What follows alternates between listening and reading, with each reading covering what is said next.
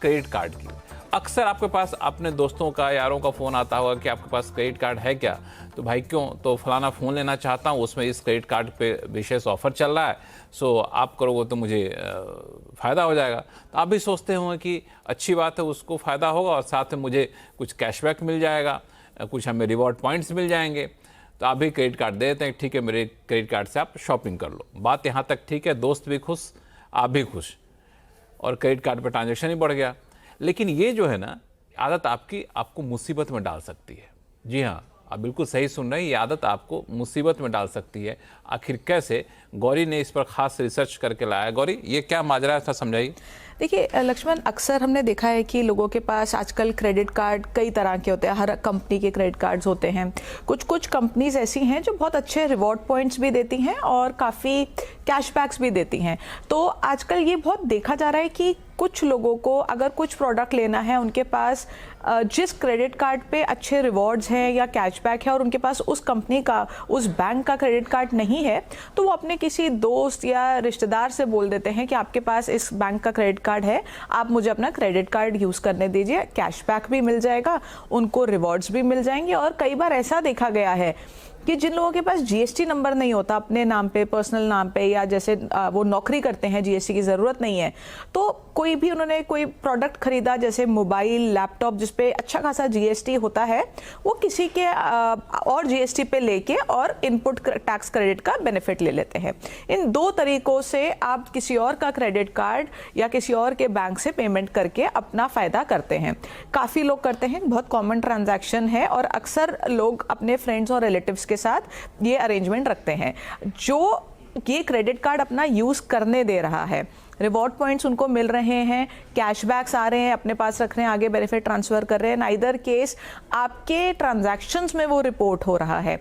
आप अपने credit card पे कितना स्पेंड कर रहे हैं, इसकी जानकारी इनकम टैक्स डिपार्टमेंट को जा रही है। जैसे ही इनकम टैक्स डिपार्टमेंट को ये लगेगा कि आपके जो क्रेडिट कार्ड के खर्चे हैं या नॉर्मल आपके खर्चे हैं वो बहुत ज़्यादा हैं और आपकी इतनी इनकम नहीं है, कई केसेस में तो ऐसा देखा गया कि किसी की कोई शायद इनकम ही नहीं है बट क्रेडिट कार्ड लिया हुआ है और उस पर खर्चा कर दिया, तो नोटिस आने के पूरे चांसेस हैं। और आपसे ये पूछा जा सकता है कि अगर आपकी इतनी इनकम ही नहीं है तो आप ये खर्चे कहाँ से कर रहे हैं। तो उस केस में क्रेडिट कार्ड से शॉपिंग आप कोई और करेगा, लेकिन चूंकि क्रेडिट कार्ड आपका इस्तेमाल हुआ तो वो आपके खाते में इनकम टैक्स डिपार्टमेंट में दिखेगा कि आपने इतना खर्चा किया है अपने क्रेडिट कार्ड से। अब इनकम टैक्स डिपार्टमेंट को ये नहीं पता कि वो खर्चा आपने किसी और के लिए किया है, वो आपके पैन में रिपोर्ट हुआ, तो इनकम टैक्स डिपार्टमेंट आपसे पूछ सकता है कि ये खर्चे आप कर रहे हैं, इसके हिसाब से आपकी इनकम कहाँ है, और अगर वो इनकम आप जस्टिफाई नहीं कर सकते हैं तो मुश्किल में पड़ सकते हैं। इसमें मान लिया जाए कि किसी ने, चूंकि अब तो जो देख लिया वो तो करेंगे नहीं, लेकिन किन लोगों ने कर लिया और नोटिस आ गया तो कैसे जस्टिफाई करें कि मैंने नहीं किया जी, भाई मेरे दोस्त ने किया है। अब ये डिपेंड करेगा कि आपकी ट्रांजैक्शंस किस लेवल की हैं। बहुत ज़्यादा हाई वैल्यू ट्रांजैक्शंस हैं, आप रिपीटेटिवली ये कर रहे हैं, आप अपने फ्रेंड्स का भी कर रहे हैं, रिलेटिव्स का भी कर रहे हैं और आपकी काफ़ी ज़्यादा ट्रांजैक्शंस हो गई हैं इसमें, आप इसको जस्टिफाई शायद नहीं कर पाएंगे। अगर आप इसको जस्टिफाई नहीं कर पाते तो वो आपकी इनकम में ऐड कर सकता है इनकम टैक्स डिपार्टमेंट, आपके ऊपर इंटरेस्ट, टैक्स, पेनल्टी सब कुछ लगा सकता है।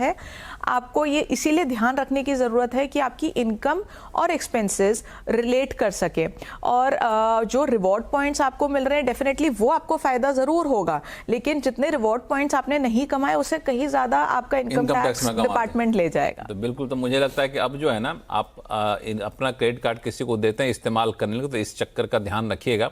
बाद में ये मत कहिए कि मैंने बताया नहीं। ये बहुत ही कैशबैक थोड़े बहुत मिलेंगे, रिवॉर्ड पॉइंट्स थोड़े बहुत मिलेंगे, लेकिन इनकम टैक्स विभाग पीछे पड़ गया तो लेने के देने आपको पड़ जाएंगे, तो इसका ध्यान। लेकिन एक चीज़ और करिए, आपने कहा कि सिर्फ क्रेडिट कार्ड ही नहीं, कई लोग चूंकि टैक्स कंपोनेंट बहुत ज़्यादा होता है तो जीएसटी नंबर किसी से लेके देते हैं। चलो मैं फर्नीचर खरीद रहा हूँ घर के लिए, तो किसी का जीएसटी नंबर ले लिया, उसके नाम पे दे दिया। कोई फ़ोन महंगा ले रहा है, लैपटॉप महंगा ले रहा है, तो उसमें जीएसटी नंबर दे दिया किसी का, ताकि टैक्स का बेनिफिट वहाँ पे मिल जाए। तो ये कैसे नुकसानदेह है, किसके लिए नुकसानदेह? ये तो लक्ष्मण सबसे ज़्यादा कॉमन प्रैक्टिस है और सबसे ज़्यादा खतरनाक है।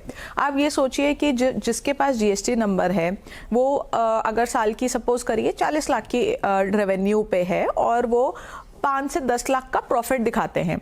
अब वो इतने सारे खर्चे अगर किसी और के लिए कर देते हैं, और ज़्यादातर देखा गया स्पेशली जब लोगों को एप्पल प्रोडक्ट्स लेने होते हैं, आईफोन लेना होता है, मैकबुक लेने होते हैं, क्योंकि ये प्रोडक्ट्स बहुत महंगे हैं, इनमें अगर आप जीएसटी का बेनिफिट ले लेते हैं तो आपको काफ़ी अच्छा बेनिफिट मिलता है। अब जिनके पास जीएसटी नंबर नहीं है वो अपने फ्रेंड्स और रिलेटिव्स से जीएसटी नंबर मांगते हैं, और कई लोग दे भी देते हैं।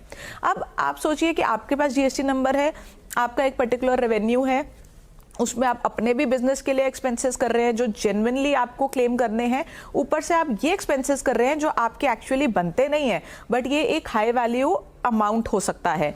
तो अगर आप यहाँ पे भी देखेंगे तो जीएसटी में भी आपको अगर कभी भी नोटिस आता है तो प्रॉब्लम हो सकती है, क्योंकि ना तो वो एसेट आपका है, ना वो आपके बिजनेस में यूज हो रहा है, और ना ही आपके पास वो होगा, क्योंकि वो तो आपने आगे फ्रेंड को दे दिया, क्योंकि वो फ्रेंड के लिए खरीदा था। कई लोग ये गलती भी करते हैं कि फ्रेंड के ही नाम पे ले लेते हैं, सिर्फ अपना जीएसटी नंबर दे देते हैं, या अपने बैंक से ट्रांसफर करते हैं, नाम उनका दे देते हैं। ये बहुत ज्यादा ट्रांजैक्शंस ऐसी हैं जहाँ पे आप फंस सकते हैं, तो इन चीज़ों का ध्यान रखना बहुत जरूरी है। तो हम लोग जो खबरें पढ़ते हैं कि इनकम टैक्स डिपार्टमेंट ने या जीएसटी डिपार्टमेंट आईसी का बहुत बड़ा रैकेट पकड़ा, तो इसी का एक बड़ा वर्जन है, कह सकते हैं। बिल्कुल, और लक्ष्मण, मैं आपको बताऊं, ये बहुत ही कॉमन प्रैक्टिस है। यहाँ पे किसी की भी टैक्स चोरी इस तरह से इंटेंशन नहीं होती, लेकिन किसी से सुना कि हमने जीएसटी बचा लिया इस तरह से, उनको लगता है हम भी बचा सकते हैं, और बचा नहीं रहे हैं, आप कायदे से टैक्स चोरी कर रहे हैं। टैक्स चोरी कर रहे हैं, लेकिन उनको ऐसा लगता है हम बचा रहे हैं। ओ भाई साहब, तो इसका ध्यान रखिएगा, किसी का जीएसटी नंबर अपने इनवॉइस पे चढ़ा के टैक्स बेनिफिट का फायदा मत उठाइएगा। ये दरअसल टैक्स बेनिफिट का फायदा नहीं उठा रहे हैं, टैक्स बचा नहीं रहे हैं, दरअसल आप टैक्स की चोरी कर रहे हैं, और जो जीएसटी नंबर दे रहा है वो भी टैक्स चोरी में शामिल है। तो आप बाद में पकड़े जाएंगे, जिसका जीएसटी नंबर ले रहे होंगे वो पहले पकड़ा जाएगा। बिल्कुल, तो इस चीज़ का ध्यान रखिएगा। बहुत ही काम की बात गौरी ने यहाँ बताया है।